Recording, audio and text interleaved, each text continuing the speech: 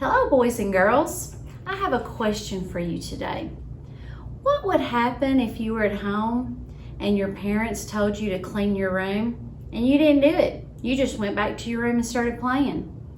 Or what if your parents told you to leave your brother or sister alone and you kept picking at them and making them scream and cry? What would your parents do? Or think about at school. What if you're at school and your teacher says you better finish this work before you do this color sheet? Well, you'd rather do the color sheet, so you do the color sheet instead. Or what would happen if your teacher said, you need to stop talking, you need to get doing your work and stop talking? What would happen? Well, I think in all of these cases, you would be punished. I think your parents might give you some type of punishment, your teacher might give you some type of punishment, because they want you to learn a lesson. They want you to do the right thing, and they want you to do what they ask you to do. Well, boys and girls, we're talking about a character from the Bible today. The same thing has happened to him. God has told him to do something. He didn't want to do it. He tried to hide from God and do something different. And we're going to see what his punishment was. We're talking about Jonah. And I'm going to go to the book of Jonah, and this starts in chapter 1 in the book of Jonah in the Old Testament. And I'm going to read a little bit of this story, and you'll be able to see some pictures on the screen that go along with this. It says, the word of the Lord came to Jonah. It says, go to the great city of Nineveh and preach against it, because its wickedness has come up before me. So in our story, God has spoken to Jonah and said, I want you to go to Nineveh. The people of Nineveh were very wicked, and they needed to know that the things that they were doing were wrong. So Jonah got that message. Well, Jonah ran away from the Lord. He didn't want to do what he said. So it says in the Bible, but Jonah ran away from the Lord and headed for Tarshish. He went down to Joppa, where he found a ship bound for that port. After paying the fare, he went abroad and sailed for Tarshish to flee from the Lord. He went the total opposite direction he was supposed to go. He thought he could hide from God. I don't know what he was thinking, because he can't hide from God. But he got on this boat, and it tells us what happens once the boat gets out in the water. It says, then the Lord sent a great wind on the sea, and such a violent storm arose that the ship threatened to break up. All of the sailors were afraid, and each cried to his own God, and they threw the cargo into the sea to lighten the ship. But Jonah, he had gone below deck, and he was asleep. He didn't even know any of this was happening.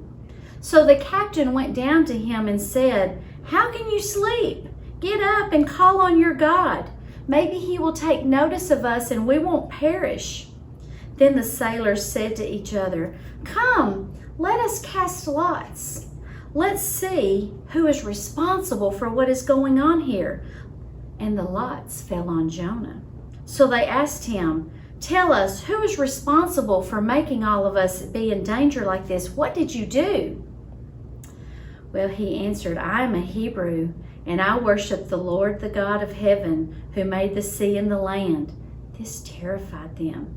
And they asked, well, what have you done? They knew that he was running away from the Lord, because he had already told them that. The sea was getting rougher and rougher. What should we do to make the sea calm down for us? Pick me up and throw me into the sea, he replied, and it will become calm. I know that this is my fault. This is the great storm that has come upon you. Instead, the men did their best to row back to the land. They didn't want to throw Jonah overboard, but they couldn't get back.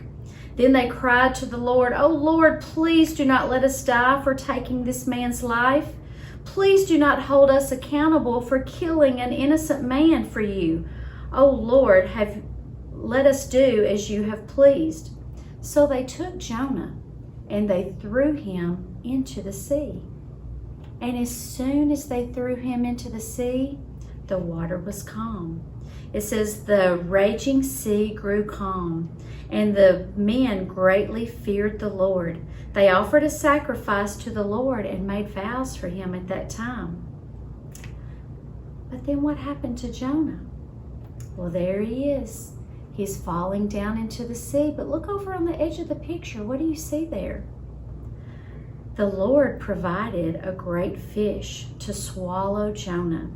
And Jonah was inside this fish for 3 days and 3 nights. Swallowed him up right there.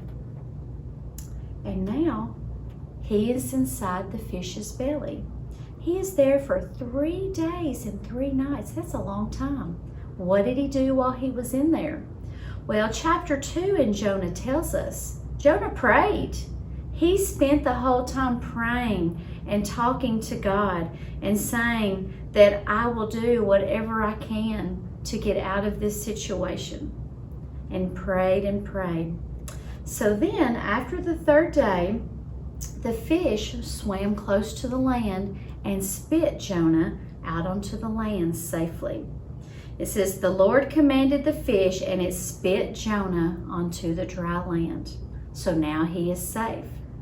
But chapter 3 in Jonah starts out, then the word of the Lord came to Jonah a 2nd time.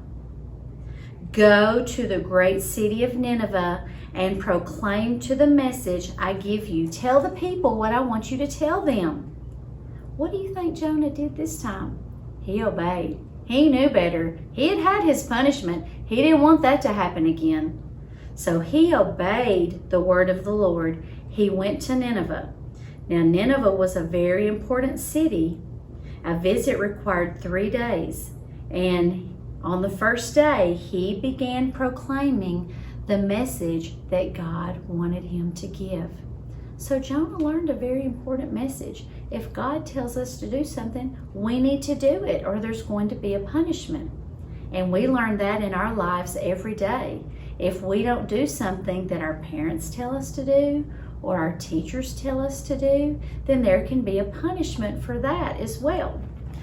Now, boys and girls, when you come to church on Sunday morning, there's going to be some worksheets that you can take home and fill out that go along with this lesson. They'll be on the counter as you walk into church, and you can learn more about Jonah and what happened to him. And there's a worksheet about who is obeying and who is disobeying. And you're going to look at the pictures and try to figure that out. And I hope that all of us are obeying the grown-ups that are around us and doing the right thing and doing what they're telling us to do. All right, thank you so much, boys and girls. See you next time.